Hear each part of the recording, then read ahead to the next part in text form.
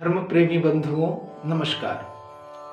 आज मैं संध्या वंदन विधि की प्रस्तुति के क्रम में संकल्प वाचन के बाद जो आचमन किया जाता है उसके बारे में बताना चाहूँगा। जब संकल्प कर लिया जाता है उसके बाद ये विनियोग पढ़ करके सबसे पहले जल छोड़े। ऋतंच, चूंकि अगला जो मंत्र है, जिस मंत्र को पढ़ करके हम आचमन करते हैं, उसी का शुरुआती भाग है ऋतंचेति त्रयीर्चस्य माधुश्छंदसो अघमर्षण ऋषि अनुष्ठुप छंदो भाववृत्तम दैवतम अपामुपस्पर्शने विनियोगः। ये विनियोग पाठ है। इस विनियोग पाठ के शुरुआत में जो शब्द हैं ऋतंचेति त्रयीर्चस्य, ये उस मंत्र का शुरुआती भाग है जो मंत्र आगे पढ़ करके मुझे आचमन करना है। और माधुश्छंदसो अघमर्षण ऋषि, ये ऋषि का नाम है जिन्होंने इस मंत्र का दर्शन किया, इस ऋचा को देखा। अनुष्ठुप छंदो, अनुष्ठुप छंद है इस मंत्र का। भाववृत्तम दैवतम, भाववृत्त नाम के देवता हैं।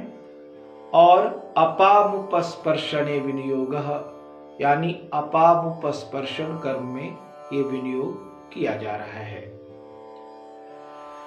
तो ये जो ऋचा है अभी जो मैं बताने जा रहा हूं, ये ऋग्वेद से लिया गया है। संकल्प करने के बाद संध्या वंदन में इस मंत्र को पढ़ करके एक बार आचमन जाता है। मंत्र को देखें, फिर उसके अर्थ को भी देखें। ओम ऋतंच सत्यंच विद्धा तपसोऽध्यजायत ततो रात्रि अजायत ततः समुद्रो अर्णवः समुद्रार्णवादधि संवत्सरो अजायत अहोरात्राणि विदधद्विश्वस्य मिखतो वसी सूर्या चंद्रमसौ धाता यथा पूर्वं कल्पयत दिवंच पृथ्वींच अंतरिक्ष मथो स्वः। ये मंत्र है जिसको पढ़ करके आचमन किया जाता है एक बार। अब इस मंत्र के अर्थ को देखें कि ये जो मंत्र है माधुश्छंदसा ऋषि के द्वारा बनाया हुआ या दृष्टा ऋषि के द्वारा देखा गया यह मंत्र का भाव क्या है, अर्थ क्या है। इस पूरे मंत्र में पूरी सृष्टि के बारे में बताया गया है कि यह सृष्टि किस प्रकार हुई, किस प्रकार से ईश्वर ने यह सृष्टि किया।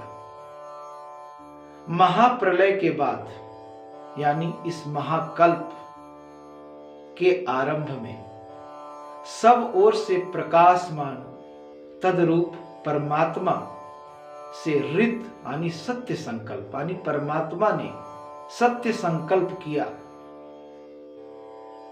और सत्य यानी यथार्थ भाषण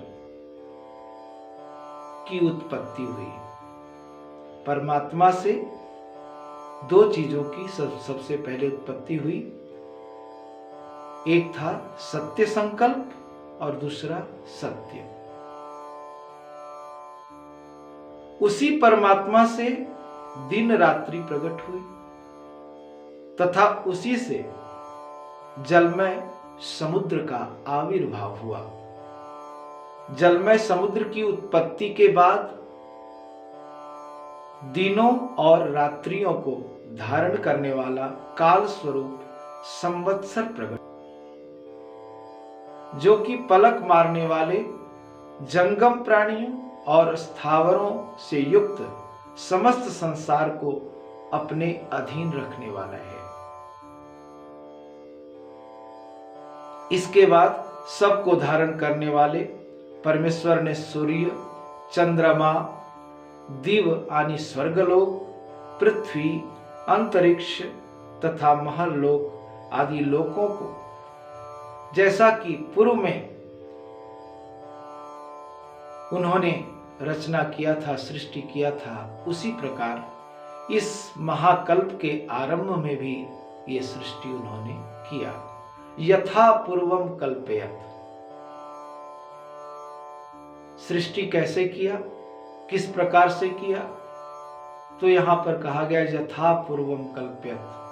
अन्य महाकल्पों में जिस प्रकार से उस परमात्मा ने सृष्टि किया, यानी इसी तरीके से हर महाकल्प में ईश्वर ने सृष्टि किया, उसी तरह से इस महाकल्प में भी उस ईश्वर ने सृष्टि किया। सृष्टि का क्रम यही था प्रत्येक महाकल्प में। तो इस दिव्य मंत्र को पढ़ करके एक बार आचमन किया जाता है। अब ये जो मंत्र अभी मैंने जो पढ़ा, ये पूरी संध्या में 2 बार प्रयुक्त होता है। एक बार संकल्प के बाद और दूसरी बार पुनः इसका वाचन किया जाता है। जैसा मैंने कहा, ये 2 बार पढ़ा जाता है। तो दूसरी बार इसको जब हम पढ़ते हैं तो उस समय यही मंत्र यही है। इसके दृष्टा ऋषि भी नहीं बदलते, वही रहते, क्योंकि दृष्टा ऋषि तो एक ही होंगे। देवता भी नहीं बदलते, देवता भी वही हैं, भाववृत्त। लेकिन इसका विनियोग पाठ बदल जाता है, विनियोग यानी कर्म बदल जाता है। वहां पर इसे हम अघमर्षण में प्रयुक्त करते हैं। अघमर्षण मतलब पाप के नाश के हेतु। तो वहां पर हम लोग इसी मंत्र को पढ़ते हुए कहते हैं अघमर्षणे विनियोगः। पुनः जब अगली बार अघमर्षण जब करेंगे उस समय यही मंत्र होगा, लेकिन वहां अघमर्षणे विनियोगः किया जाएगा। उसका प्रक्रिया थोड़ा बदल जाएगा। वहां हम आचमन नहीं करेंगे, अघमर्षण करेंगे। तो ये हुआ, आज मैंने बताया कि संकल्प के बाद एक बार जो आचमन किया जाता है, उस आचमन में प्रयुक्त मंत्र का अर्थ क्या है।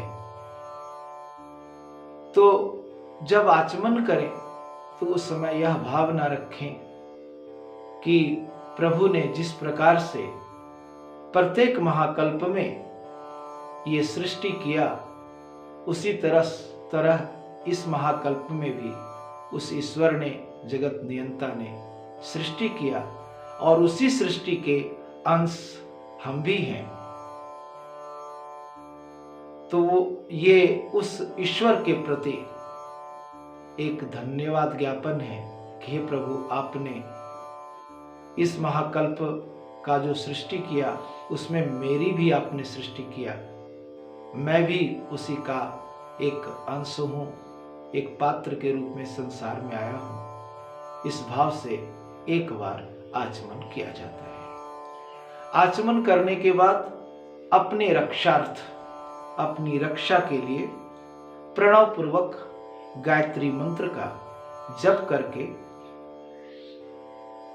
यानी गायत्री मंत्र पढ़ करके अपनी रक्षा के लिए चारों ओर जल छिड़क लेना चाहिए। जल इस तरह से लेकर के आप बाएं हाथ में जल ले लें सौम्य तीर्थ में, और प्रणव युक्त गायत्री मंत्र पढ़ करके अपने चारों ओर जल का छिड़काव कर लें। ये रक्षा हेतु, अपनी रक्षा के हेतु। तो आज का विषय था आचमन, संकल्प के बाद जो किया जाता है उसमें क्या है, और अपनी रक्षा के लिए संध्योपासना में क्या करते हैं हम।